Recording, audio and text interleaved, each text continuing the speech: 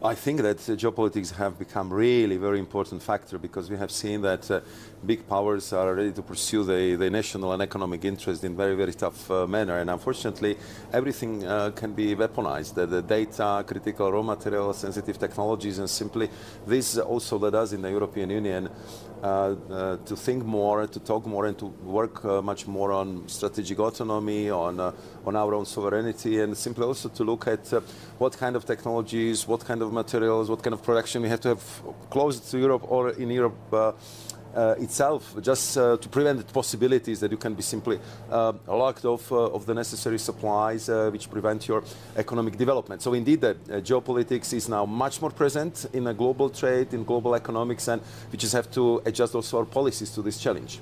You say adjust your policies, but some of the policies we're seeing, even at a domestic level, are getting stuck with some of the local issues. I mean, heat pumps in Germany, we were talking about this the other day. This should be a positive measure, the greening of homes in Germany, yet it's become a political issue. We're seeing that the cost of home improvements in Italy as well. Domestic politics are hampering your endeavours to move forward, aren't they?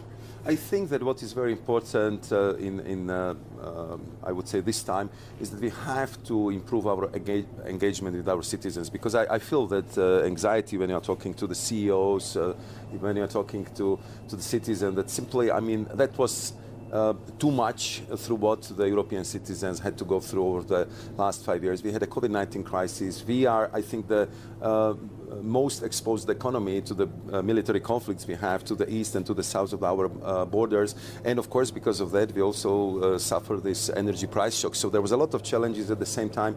So therefore, the discussion about the cost of living, of course, discussion about the, the economic future, very much present in the European households, in European businesses. And therefore, I think also in this pre-election time, we have to engage much more with the citizens and also with the CEOs. So what we started to do is something what I call green dialogues, where we are trying to simply show that we do not only have recipes how to continue with our policies, but we are also ready to listen, we are ready to adjust our policies if necessary, because nobody disputes that the Green Deal is important, that we have only one planet, and we have seen what was happening over the summer if it comes to the weather-related disaster, and that this is actually the competition about the future technologies. Nobody is now going to compete who will make better diesel engine cars, but everybody wants to be strong in battery storage, in renewables, in electric vehicles, in digital economy. And so we have this new industrial transformation, global competition, and we have to be very much present.